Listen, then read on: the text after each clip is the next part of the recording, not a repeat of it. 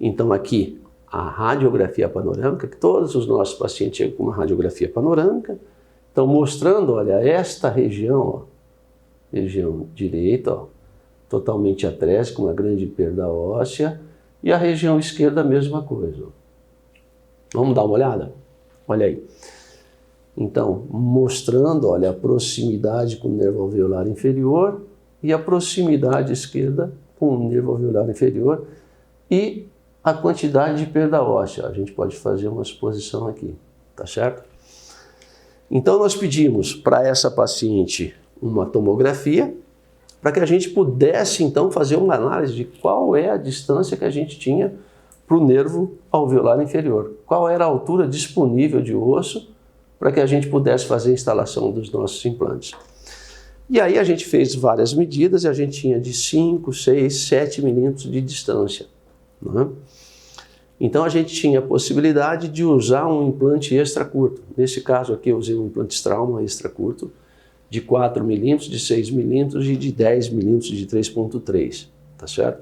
Então a gente fez essa tomografia, a gente fez toda a análise, a avaliação clínica, né? Eu tenho todo aquele processo que eu já falei, a gente faz algumas fotos clínicas para poder mostrar para o paciente, para ele poder entender qual é a necessidade e volta a frisar, sempre que o paciente entende qual é a necessidade dele, fica muito mais fácil para ele decidir pelo tratamento. Então a gente fez a tomografia e nós propusemos a ela então a técnica de cirurgia guiada.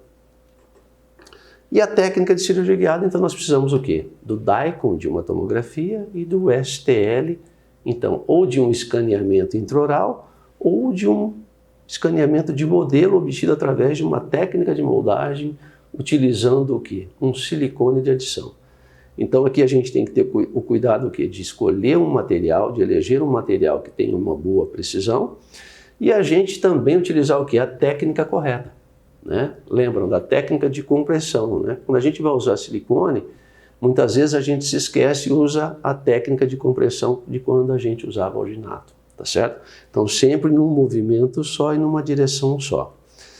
E sempre poder fazer uma análise desse molde para ver se você tem o quê? Precisão, se você não tem bolhas ou áreas de repuxo. Por quê? Quanto maior a precisão do nosso modelo, maior é o quê? É a precisão ou é o assentamento do guia cirúrgico, porque o guia é um guia dentro suportado, nesse caso, tá certo? Então a gente fez uma técnica de moldagem empregando um silicone de adição e com a compressão correta. Então esses são os cuidados quando você vai utilizar então a técnica da moldagem para obter então um modelo de estudo para que esse modelo seja o quê? Escaneado num scanner de bancada.